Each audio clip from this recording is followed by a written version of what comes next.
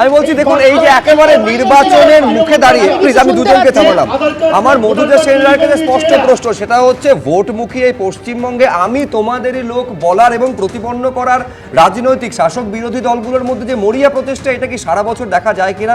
এবং অবশ্যই এই প্রশ্নটা তো অবশ্যই তুলতে হবে, সেটা হচ্ছে পরিযায়ী শ্রমিক হতে হচ্ছে কেন, কেন কাজের খোঁজে পশ্চিমবঙ্গ ছেড়ে ভিন রাজ্যে যেতে হচ্ছে, এর উত্তরও তো তলিয়ে বের করাটা দরকার না। অতি অবশ্যই এই উত্তর তলিয়ে আমাদের দেখতে হবে। আমাদের রাজ্যে কাজ নেই, তাই এ রাজ্য থেকে মানুষ বাইরে যেতে বাধ্য হচ্ছেন, এটা খুব সহজ একটা কথা। এবং তার সাথে আরও আরেকটা কথা আছে, সেটা হলো যে 100 দিনের কাজ দীর্ঘদিন ধরে আমাদের রাজ্যে বন্ধ।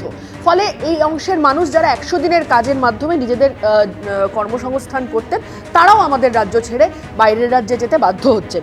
কিন্তু এই আলোচনাটা শুনতে শুনতে এবং দেখতে দেখতে মনে হলো, পরিযায়ী শ্রমিক তুমি কার, এই কথাটাই বোধহয় আমাদের বারবার ঘুরে ঘুরে আসছে। আসলে এই যে মানুষকে নিয়ে দড়ি টানাটানি হচ্ছে, একজন মানুষকে নিয়ে দুজন মানুষকে নিয়ে দড়ি টানাটানি, এই জায়গায় তোমার কাছে আসছিলাম যে আমি তোমাদেরই লোক, এইটা প্রমাণ করার একটা মরিয়া প্রচেষ্টা।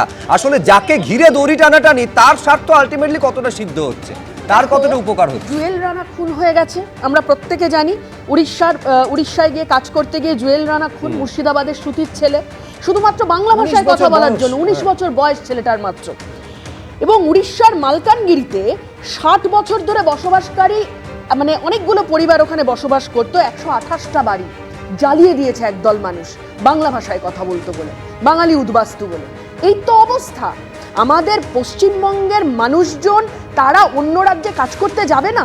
বিজেপি খুব নির্দিষ্টভাবে হিন্দুত্বর সংস্কৃতি, হিন্দুত্বের রাজনীতি খুব নির্দিষ্টভাবে এই বাঙালি বিরোধিতায় আজকে নেমে পড়েছে। এবং সেখানে তুমি এটা কি অ্যাপ্রিশিয়েট করবে, এই জুয়েল রানার পরিবারকে তার মাকে চাকরি দেওয়া হয়েছে, তুমি এটাকে কি অ্যাপ্রিশিয়েট করবে?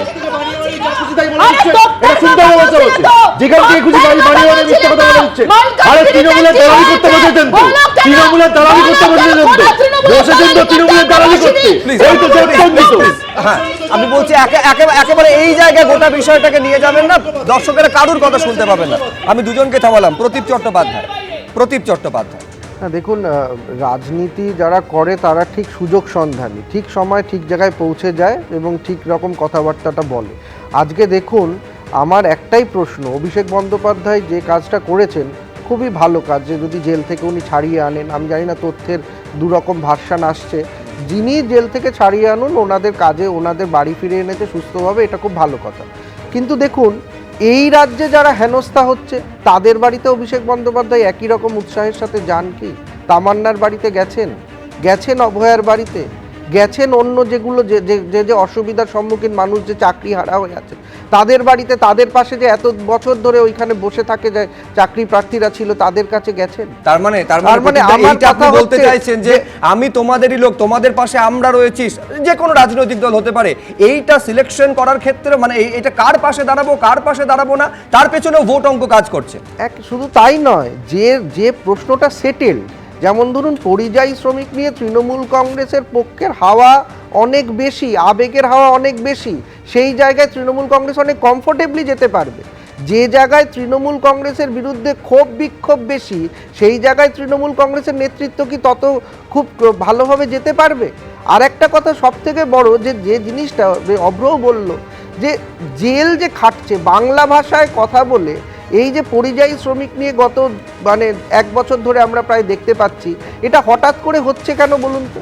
আজকে আমাদের পশ্চিমবঙ্গে বিধানসভা নির্বাচনের আগে আমাদের কি বিষয়টা নিয়ে আপনারা এই যে গত 5 বছর টিভি চ্যানেলগুলো তুলকালাম করে দিলেন, দুর্নীতি ইস্যু, ধর্ষণ ইস্যু, এই ইস্যুগুলো কোথায় হারিয়ে গেল? আজকে এই 1.5 বছর ধরে শুধু হচ্ছে পরিযায়ী শ্রমিক আর SIR, এইটাই হচ্ছে এখন নির্বাচনের, বাকি সব ভুলে যাওয়া হবে। এই জায়গাটা আজকে মানুষকে কিন্তু যারা ভোট দেবেন, গণতান্ত্রিক অধিকার প্রয়োগ করবেন, যেমন রাজনৈতিক দলরা আপনাদের পাশে দাঁড়াচ্ছে ঠিক, কিন্তু সব ক্ষেত্রে কি পাশে দাঁড়াচ্ছে? ঠিক আছে, আমি এখানে কৃষ্ণ মিত্রের কাছে আসবো। ঠিকই তো, আমি বলছি এই রকম গোটা বিষয়টার মূলে কি রয়েছে, সেটা হচ্ছে চাকরি নেই, এখানে কাজের সুযোগ নেই, সেজন্য বাইরে রাজ্যে যেতে হচ্ছে। সেই কর্মসংস্থান ইস্যুটাকেও তো সমান গুরুত্ব দিয়ে সামনে আনা উচিত, সেটাকে কি সাইডলাইন করে দেওয়া হচ্ছে না? ভারতের মাইগ্রেন্ট লেবারদের নিয়ে যে পরিসংখ্যান ভারত সরকারে, সেইখানে কিন্তু পশ্চিমবাংলা প্রথম 10টা তালিকার মধ্যেও আসে না। তার কারণ হচ্ছে বেশিরভাগ পরিযায়ী মানুষ হচ্ছে হিন্দি বলার, যেটা প্রধানত বিজেপি শাসিত। এটা কি সত্যি কোভিডের সময় যারা পরিযায়ী শ্রমিকরা হেঁটে হেঁটে বাড়ি ফিরেছিল রেলওয়ে লাইন দিয়ে, রাস্তা দিয়ে, তাদের 89% ছিল হিন্দি বলায়।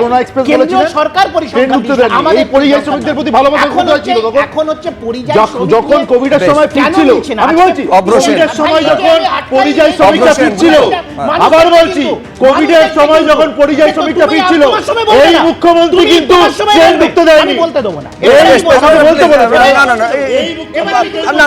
এইটা করবেন না, প্রত্যেকে নিজের টাইমে বলুন। কিন্তু প্রশ্ন হচ্ছে যে কর্মসংস্থান যেটাকে ইস্যু করা হচ্ছে, প্লিজ প্লিজ আমি দুজনকে থামালাম, এই কর্মসংস্থান যেটা নির্বাচনে সব থেকে বড় ইস্যু হওয়ার কথা ছিল, সেটাকে কি গুরুত্ব দেওয়া হচ্ছে সমানভাবে, নাকি অত্যন্ত সচেতনভাবে একেবারে কোণঠাসা করা হচ্ছে, অন্য একটা ইস্যুকে সামনে আনা করা হচ্ছে, সবটাই নির্বাচনী ভোট ব্যাংকে মাথায় রেখে? তাপমাত্রার পারদ যত নামছে, রাজনীতির পারদ রাজ্য জুড়ে ততই চড়ছে। বালুরঘাটে গিয়ে যখন সুকান্ত মজুমদারকে আক্রমণ শানাচ্ছেন অভিষেক বন্দ্যোপাধ্যায়, তখন পাল্টা স্টান্টবাজি কটাক্ষ সুকান্ত মজুমদারের। উত্তর থেকে দক্ষিণ এসআইআর শুনানির আবহে তাল ঠুকছে সব পক্ষই। আমাদের স্টুডিওতে অতিথিরা রয়েছেন, এই নিয়ে সবার কাছে আসবো, কিন্তু শুরুতে আপনাদের দেখাতে চাইবো আজকে অভিষেক বন্দ্যোপাধ্যায় তিনি যখন বালুরঘাটে যাচ্ছেন এবং সেইখানে গিয়ে পরিযায়ী শ্রমিকদের বাড়িতে গিয়ে তাদের সঙ্গে কথা বলছেন এবং তারপর সুকান্ত মজুমদারকে নিশানা করছেন তৃণমূলের সর্বভারতীয় সাধারণ সম্পাদক। সুকান্ত মজুমদারের দায়িত্ব নয় তার এলাকায় কেউ বিপদে পড়লে কি সাহায্য করা, এই প্রশ্ন তুলছেন। আমি শুরুতে আমার অতিথিদের কাছে আসার আগে দেখাতে চাইবো যে সুকান্ত মজুমদারকে আক্রমণ শানাচ্ছেন এবং স্টপেজ মিনিস্টার বলে কটাক্ষ করছেন অভিষেক বন্দ্যোপাধ্যায়। পাল্টা কি বলছেন সুকান্ত মজুমদার, এই প্রতিবেদনে রাখবো, আলোচনায় ফিরছি। যাকে প্রাক্তন বুথ সভাপতি বলছে, আপনি তাকে জিজ্ঞেস করবেন যে কি করেছে, এর দোষটা কি? বিধানসভা নির্বাচনের আগে ফের পরিযায়ী ইস্যুতে উত্তাল হলো রাজ্য। ফের বাংলা ভাষায় কথা বলায় ভিন রাজ্যে পরিযায়ী শ্রমিককে হেনস্থার অভিযোগ উঠল। এবার বিজেপি শাসিত মহারাষ্ট্র। দক্ষিণ দিনাজপুরের তপন ও গঙ্গারামপুরের বাসিন্দা দুই পরিযায়ী শ্রমিককে হেনস্থা করা হয়েছে বলে অভিযোগ উঠেছে সে রাজ্যের পুলিশের বিরুদ্ধে। বুধবার সেই পরিযায়ী শ্রমিকদেরকে পাশে দাঁড় করিয়ে সরাসরি সুকান্ত মজুমদারকে মিধলেন তৃণমূলের সর্বভারতীয় সাধারণ সম্পাদক অভিষেক বন্দ্যোপাধ্যায়। এক হাত করে জায়গা দেওয়া হতো ঘুমানোর জন্য 7 মাস ধরে। সুকান্ত মজুমদার 7 দিন থাকতে পারবে? বিজেপির যারা বড় বড় ভাষণবাজি করে 7 দিন থাকতে পারবে?